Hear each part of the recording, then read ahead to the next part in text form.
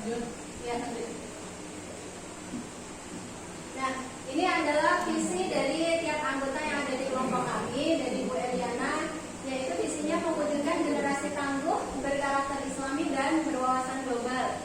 Saya sendiri visinya adalah mewujudkan generasi mandiri, inovatif dan berakhlak mulia. Bu Jana visinya adalah mewujudkan peserta didik yang sehat, gemar membaca dan berakhlak mulia. Bu Dewi ada mewujudkan peserta didik yang religius, cerdas, terampil dan berkarakter. Dari Bu Yuni mewujudkan generasi yang beriman, kreatif dan terampil. Dan Pak Mahfud mewujudkan peserta didik yang religius, mandiri, kreatif dan berkebinekaan global. Jadi setelah kami tadi berdiskusi, maka kami menyepakati bahwa visi yang akan ditampilkan itu adalah visi yang dari saya sendiri, yaitu mewujudkan generasi mandiri, inovatif dan berakhlak mulia. Karena dilihat tadi beberapa visi itu memang hampir sama seperti itu. Nah, tadi visi saya adalah mewujudkan generasi yang mandiri, inovatif dan berakhlak mulia. Berakhlak mulia di sini mampu menerapkan nilai-nilai dan norma baik agama maupun masyarakat atau dalam sosial sebagai bentuk pengendalian diri sebagai manusia yang merdeka. Karena di sini manusia merdeka itu biasanya diartikan sebagai manusia yang konotasi merdeka itu biasanya bisa ngapain saja. Makanya ini yang harus kita persepsinya harus kita tanamkan bahwa manusia yang merdeka itu justru yang mampu mengendalikan dirinya sendiri. Jadi dia tidak terperintah oleh hawa nafsunya, tidak terperintah oleh ego-egonya sendiri, tapi dia bisa mengendalikan dirinya sendiri. Mandiri, mampu mengambil peran dan tanggung jawab sebagai individu maupun anggota masyarakat. Jadi ketika generasi seseorang itu sudah mandiri, maka dia itu bisa mengeksplorasi apa yang ada dalam dirinya, kemudian mempertanggungjawabkan segala tindakan yang ada untuk bisa nanti tampil di masyarakat secara luas. Inovatif, mampu menemukan gagasan dan solusi serta bernalar kritis untuk memecahkan masalah. Jadi jika pribadi itu sudah inovatif, maka tantangan zaman yang sekarang itu memang sudah sangat global sekali, itu bisa diatasi. Mereka bisa menemukan gagasan, tidak ada suatu masalah. Ya, seperti itu. Next, gimana? Dari visi yang sudah kami sepakati tadi, maka muncullah prakarsa perubahan, yaitu mewujudkan pembelajaran yang mengembangkan karakter mandiri, inovatif dan berakhlak mulia pada peserta didik. Jadi ini fokusnya adalah pada pembelajaran dulu. Kami agar pembelajaran yang ada di sekolah itu bisa mewujudkan visi yang seperti tadi saya sampaikan. Next. Jadi di sini kami mengambil bentuk kegiatannya adalah penitik beratnya ada dalam pembelajaran. Jadi menggunakannya teknologi, kemudian asesmen yang menyenangkan. Jadi ini keberpihakan pada murid ada di sini. Inovatifnya juga ada. Next. Nah, bentuk kegiatannya tadi ini aksi nyata ini kebetulan sudah saya lakukan. Itu ada bentuk pengambilan asesmen. Jadi pengambilan asesmennya pakai spinning wheel, melatih kemandirian anak dengan asesmen sumatin menggunakan spinning wheel. Jadi metodenya adalah guru menyiapkan beberapa soal, siswa diminta memutar roda putar dan hasil menunjukkan soal yang harus dikerjakan. Maka siswa dengan penuh rasa tanggung jawab mengerjakan soal sesuai yang muncul pada spinning wheel tadi. Jadi ini kami memahami bahwa anak-anak itu kan masih sukanya bermain, dan ini juga memunculkan kodrat mereka, kodrat zaman mereka itu kan Gen Z, yang mereka sudah lahir dan berkembang di era teknologi. Jadi mau tidak mau kita pembelajaran juga harus menyelipkan hal-hal yang mereka senangi. Jadi ini adalah bentuk keberpihakan pada murid. Next. Untuk nggak videonya? Oh enggak, bisa saja. Ini sebenarnya ada Bu video pembelajaran, nanti barangkali bisa saya share ya ke Bapak Ibu. Oh ini. Ya. Barangkali sebentar aja diklik yang tengahnya di anak. Soalnya ini slide ini memang belum saya sempurnakan, jadi masih apa adanya, jadi nggak bisa. Ya nggak apa-apa, lanjut aja. Jadi ini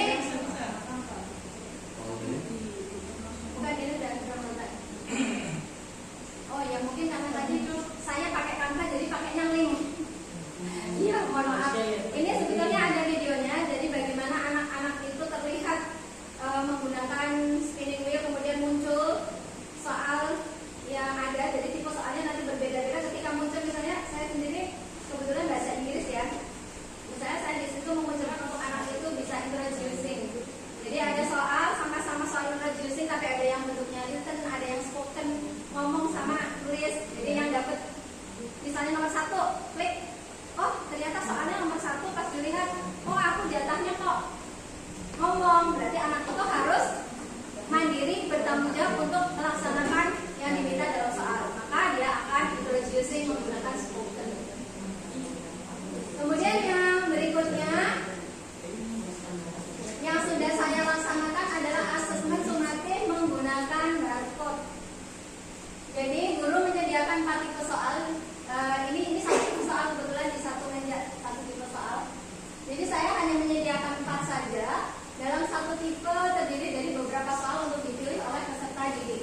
Peserta didik nanti memindai barcode dan mengerjakan soal yang ada di dalamnya. Jadi kelebihannya adalah murid mengerjakan soal yang berbeda walaupun 1 tipe. Jadi misalnya saya mengakses untuk 1 TP, ya, tapi ini bagiannya untuk 1 meja ini tipe A dengan bobot misalnya yang sedang. Saya tipe B nanti yang lebih sulit, gitu ada. Jadi ada misalnya ada 4 barcode seperti ini anak tidak mesti semua 1 tipe, hanya dipersilakan 1. Jadi nanti kelebihannya akan berbeda-beda walaupun dia duduk 1 bangku, tapi mengerjakannya sendiri-sendiri. Next one. Yang berikutnya. Nah, dari asesmen yang tadi sudah saya lakukan, asesmen tengah semester yang menggunakan tadi beberapa metode yang berpihak pada murid, ini saya meminta umpan balik dari peserta didik. Bagaimana mereka menanggapi pembelajaran yang baru bagi mereka tersebut. Kemudian beberapa di antaranya itu saya menanyakan apakah model pengambilan asesmen seperti tadi menurutmu menyenangkan, dan hampir semuanya, bahkan semuanya 100% menjawab ya, menurut mereka itu menyenangkan. Berarti ini bisa disimpulkan bahwa asesmen tidak lagi menjadi momok bagi mereka. Tadinya kalau mau kita ayo PTS, ayo ulangan, anak itu selalu tegang kayak gitu. Selalu takut, pikirannya sudah negatif dulu. Jadi setelah menggunakan asesmennya seperti ini, anak-anak itu katanya jawabannya adalah menyenangkan. Kemudian ini alasannya karena mudah dijawab, soalnya sedikit, sangat menyenangkan. Soal ya intinya karena saya memberikan soalnya pun tidak harus banyak-banyak, tapi yang penting itu sudah mengakses yang saya butuhkan, karena dalam pembelajaran daring pun sudah ada asesmennya. Jadi untuk tengah semester hanya untuk menguatkan saja. Di sini juga ada pertanyaan, saya menanyakan apa yang kamu rasakan. Nah, katanya saya senang saat pembelajaran dengan teknologi, gitu. Terus tidak melelahkan, cukup menyenangkan karena kita bisa mengerjakan sambil mengetahui beberapa yang belum kita ketahui di teknologi. Mungkin bagi mereka tadi ada Bluetooth, spinning wheel, ada scan barcode, itu juga sesuatu yang ada yang baru. Awal-awalnya gitu, gimana caranya scan, dari mana? Akhirnya mereka tahu bagaimana cara scan. Gitu. Intinya seperti itu Bapak Ibu, dari umpan balik ini bisa disimpulkan bahwa mereka ternyata merasa diperhatikan kebutuhannya. Jadi saya memang kan sebelumnya saya kenalnya HP gini-gini, jadi ulangan juga cobalah kita memasuki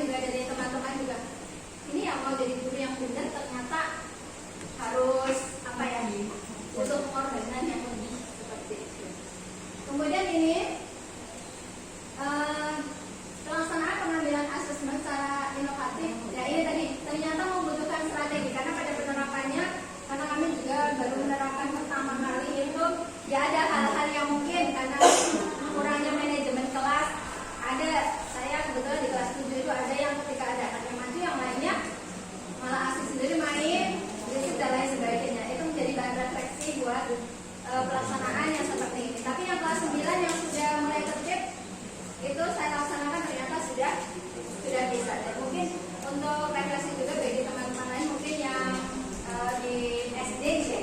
Jadi nanti bisa disesuaikan kalau misalnya mau menggunakan yang seperti ini. Kita harus apa ya? Mengatur strategi di kelas. Tadi belum bisa baca.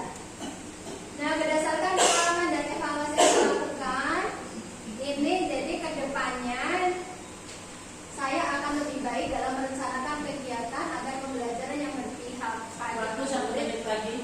Dapat diteruskan. Dapat diteruskan. Iya, sudah. Akhirnya. Satu menit. Iya, Waktunya baca. 1 menit lagi. Oh, 1 menit lagi. Iya. Kok saya tidak Jadi gitu. Ini belum pertanyaan. Ya, Presentasinya. ya seperti ini dari kegiatan tadi menurut kami itu sudah mewakili ada dari mandirinya, Mandiri. melatih anak untuk tadi bertanggung jawab untuk mengambil peran. Kemudian inovatifnya tentu saja ada karena sudah menggunakan cara-cara yang baru. Dan tadi berakhlak mulianya itu mereka ada Menanamkan tanggung jawabnya, kejujuran. ada jujurnya begitu. Jadi tidak perlu seperti yang dulu kalau ulangan selalu begitu bagi soal sudah Contek-contekan. contek-contekan. Di sini mengurangi yang seperti itu. Terima kasih. Demikian presentasi dari kelompok kami. Mohon maaf apabila ada yang kekurangan. Saya akhiri. Wassalamualaikum warahmatullahi wabarakatuh.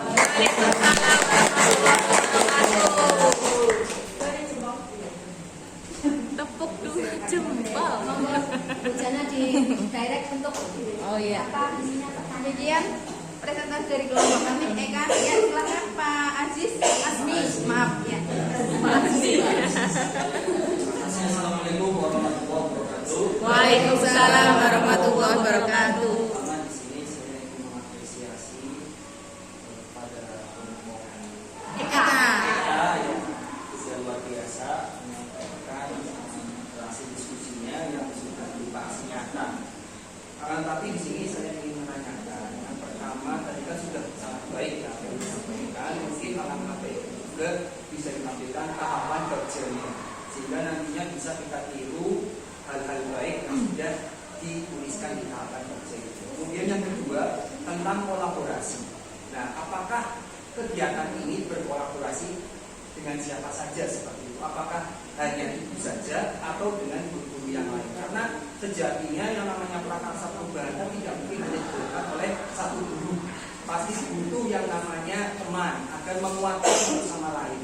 Maka yang ketiga pengimbasan. Apakah ibu sudah melakukan pengimbasan ini kepada teman-teman yang lain? Karena ini sangat bagus bu, seperti itu. Itu yang saya ingin sampaikan. Terima kasih. Ya, terima kasih dari kelompok ini yang sudah memberi masukan dan pertanyaan dan akan dijawab langsung oleh Ibu Kuseni yang sudah menerapkan di sekolahnya. Oke, tadi pertanyaan yang pertama kenapa tidak ada tahapan bagiannya ya? Ini kalau tahapan bagja kebetulan memang tidak saya tampilkan di sini karena tahapan bagiannya adalah sudah ada di waktu itu di demonstrasi kontekstual saya. Jadi ini tidak saya tampilkan karena ini adalah bentuk Aksi aksi nyata, dari penerapan. tahapan itu. Mungkin lain kali saya masukkan Pak untuk bisa tahu tahapannya bagaimana sampai terbentuk untuk kegiatan yang seperti tadi. Matur nuwun. Terus yang kedua apa tadi? Kolaborasi. Oh ya, kolaborasi. Tentu saja ini kami di sekolah kami itu sudah berkolaborasi. Kami dengan kepala sekolah sebelumnya kami sudah berkomunikasi. Kami sudah melakukan diskusi dengan juga guru-guru yang lain itu berdiskusi kegiatan apa saja yang sekiranya bisa kita laksanakan untuk menunjang kegiatan yang berpihak pada murid tadi. Di antaranya adalah seperti ini kami mengusulkan bagaimana kalau waktu dekat ini kita kan belum mengambil asesmen tengah semester. Jadi bagaimana kalau kita kemudian terapkan asesmennya tidak lagi yang seperti biasanya dan ini juga murah dan nggak berbayar gitu. Jadi satu tadi menghindari tadi tarikan. Alhamdulillah tahun ini kami untuk ATS ini tidak menarik yang seperti biasanya. Mohon maaf ya karena kami di swasta gitu. Jadi memang terbiasa karena kebutuhannya bos itu sudah untuk gaji gurunya gitu. Jadi memang biasanya kami menarik. Tahun ini alhamdulillah dengan model asesmen ini kami tidak menarik. Kami berkolaborasi. Jadi kami selalu berdiskusi. Kami bersama-sama boleh ada yang menerapkan sama modelnya, boleh yang berbeda. Ada yang tidak menggunakan pakai teknologi tapi bentuknya adalah ya ada seperti game kayak gitu ya, pakai kertas atau pakai apa. terserah sama yang mau membuat, monggo guru-gurunya bagaimana. Yang penting modelnya adalah kita sudah berbeda. Ada yang seperti misalnya Bu Eliana sendiri mempertimbangkan ada soal sulit poinnya lebih besar, soal yang mudah sedang itu poinnya lebih kecil. Jadi dipersilakan anak-anak untuk memilih modelnya pakai kertas gunting ya. Jadi anak milih, oh saya mau poinnya lebih banyak, saya mau ngerjain yang